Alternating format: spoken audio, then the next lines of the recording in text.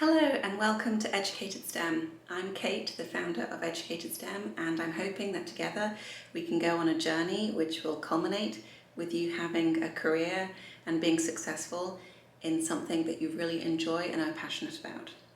So, what am I up to? If you want to check out my blogs or other resources, you can look at my website, so educatedstem.com. Please follow me on Twitter, Instagram, Facebook, LinkedIn, and also my Patreon page. If you want access to everything, then Patreon is where you need to be. I'll be putting documents and other resources and tools on my Patreon, which will not be accessible on any other format. So what am I up to? Well, I've had over 20 years in the science and STEM fields. I have an undergraduate degree in applied biochemistry and molecular biology and also a PhD in biochemistry. I've done a few postdocs, so if you're at the postdoc stage, I've definitely been you. I've actually done 3 before I transitioned into roles in graduate education. So I've been involved in a graduate school all the way through until I became an associate dean. So I know a little bit about academia and the different hierarchical structures and things that you might need to know. So if your dream is to become an academic, I can definitely help and advise you in that. You don't just need to be a good researcher. There are other skills that you might not have considered that you actually ought to work on before you apply. There are things that you ought to consider. So, teaching and education, have you thought about how you might actually lecture? How do you know that your students are learning? So have you heard of something called assessment? If you're going to be teaching, you might be involved in accreditation of your institution. What exactly is accreditation and what might your role be in it? You might also want to think about business processes. If you are running a lab, that is essentially a small business. So, can you look after the financial side of things? Can you look after some basic HR? You're going to be hiring people, you're going to be choosing graduate students and postdocs. Do you know how to do that? Do you know what to ask? So let's think about some of these things that you need to climb the ivory tower if that is the route that you choose. On the flip side of that, we are producing more trainees than there are positions for. So if you want to do something that is outside of academia, then we can also talk about that too. So I will be interviewing people who've had different careers at different levels of position, so you can see, how did they get there? What do they wish they had known before they took that position? Would they do it again? How would they streamline it so that they could actually get things done more efficiently? Is that something that you can use? And so when you watch one of these videos, I don't want you to think, oh yes, I need to emulate this exactly. No, I want you to learn the skills and things that the individual is talking about and then put them into practice in your situation. If you try and emulate someone else's path, it probably won't work out as well, because each one of us is a complete and unique individual.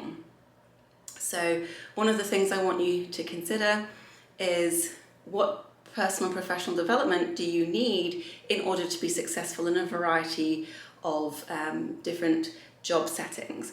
And so I will be putting things up for personal and professional development. So whether they're career assessments, personality assessments, how are you doing with your mental health? Do you think that you might be suffering from something called burnout? Or, do you feel that you've been bullied by people in your life? Things like this are very important to consider and also deal with, because if you don't tackle things at the time, then they might come back and haunt you much worse later on, once they've really kind of dug deep into your psyche. So what I want to do is provide resources and other topics to kind of get you thinking. And then once you've done that, I would encourage you, if you are a graduate student or a postdoc, to go and talk about it with people at your institution. So the Career Centre, the postdoctoral office or association, hopefully they have people there that you can talk to.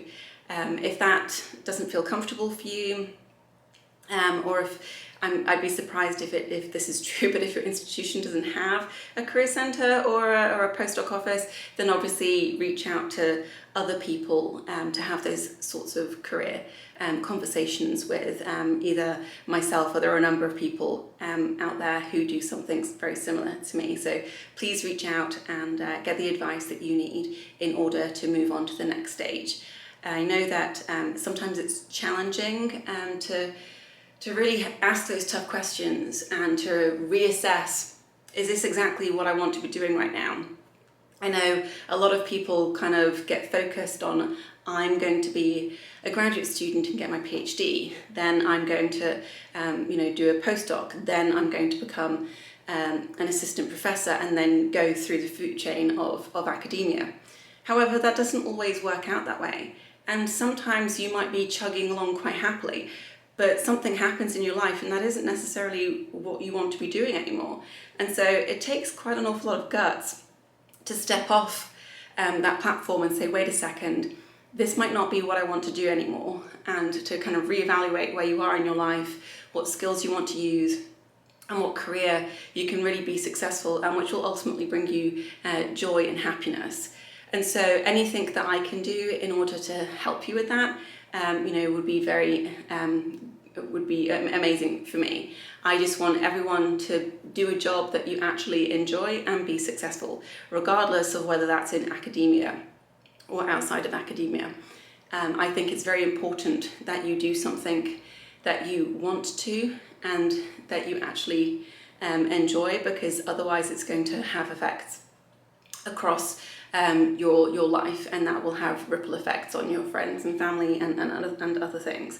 So please, watch the videos, see the documents that I post and the articles, suck in the information. Even if it's not something that you're currently interested, it might just lodge at the back of your head, and then at some point in the future it might become pertinent. So that's what I did when I was a postdoc. I was thinking initially I would become a tenure track professor. Obviously that didn't happen. I then thought that maybe something in scientific communication might be interesting. That didn't happen, or maybe it's happening now and it just took a lag in order for it to take effect.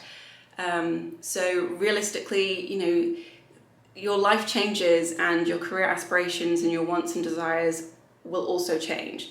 So anything that I can provide to help you with that would be fabulous. So please put a comment below if there are certain things that you want me to cover, if there are certain information that you think that other people who are in your circumstances ought to know.